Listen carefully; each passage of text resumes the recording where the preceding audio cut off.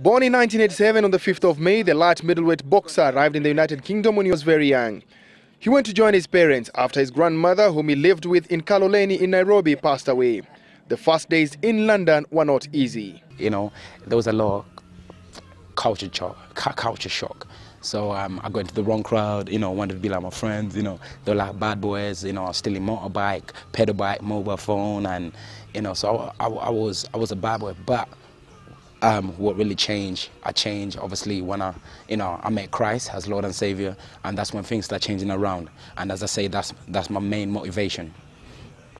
After changing his life, Eric Ochieng needed something to keep him off the streets. The search landed him in the boxing arena. As I say, I used to be a bad boy, and I was in the street, and I walked in the gym one time, and I enjoyed the boxing. I enjoyed it, and I started training. And that coach told me, Chris, he told me, if you carry on training hard, you're gonna have your first fight. As how much I was excited, I started training even harder. And when I won my first fight. And actually, before I had my first fight, I saw a vision, see myself as a world champion. And that's what motivated me, keep pressing when it gets hard. I remember about my purpose. In that gym was Brian Lawrence, one of the best boxing trainers, not just in the United Kingdom, but in Europe. Eric needed someone experienced to guide him through his boxing career. He walked up to Lawrence and asked him to be his trainer. Lawrence had good reasons to accept the challenge. He's very dedicated. He trains hard, and he does what we tell him to do, And we've been very successful so far.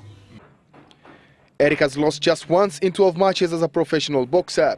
His 11 wins include 4 knockout wins. His most recent fight was against Ryan Toms of the United Kingdom in his defense of the English light middleweight title this September.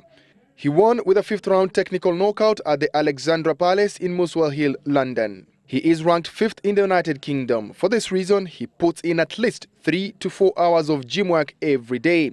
His determination is to be ranked #1 and also to challenge for the Commonwealth title. Lawrence believes this is very achievable.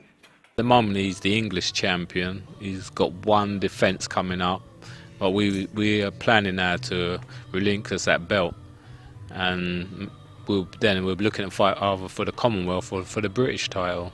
When I win the Commonwealth, I'm going to be coming Kenya to defend it, God willing. Hopefully next year, 2013, I should have my first, homecoming, fight, in Kenya.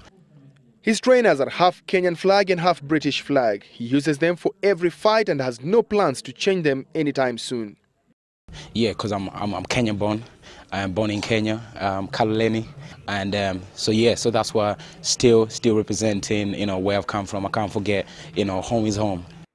Expectations in Kenyan boxing are low after a bad period between 1984 and 2012. The only boxers at the Olympic Games, Benson Gisharu and Elizabeth Andiego, were both eliminated in the first round. Lawrence says Eric should be used as an example of what determination and proper structures can do to improve a boxer. Bringing in foreign coaches who have more technical expertise will actualize the dreams. The technical part of boxing is very important, and if you really want to have success, that's where you've got to start.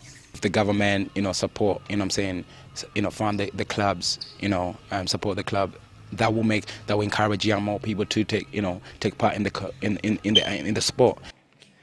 Eric says he misses home at times, especially the things that he really loved back in Kaloleni.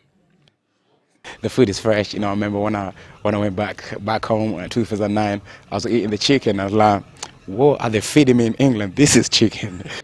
Next year is a big one for Eric as the journey towards the Commonwealth title takes shape. It is one of the big sports in the United Kingdom after football. Eric Ochieng embraced the sport when he came to the United Kingdom when he was 11 years old. His goal is to promote both countries and the sport in Kenya and the United Kingdom.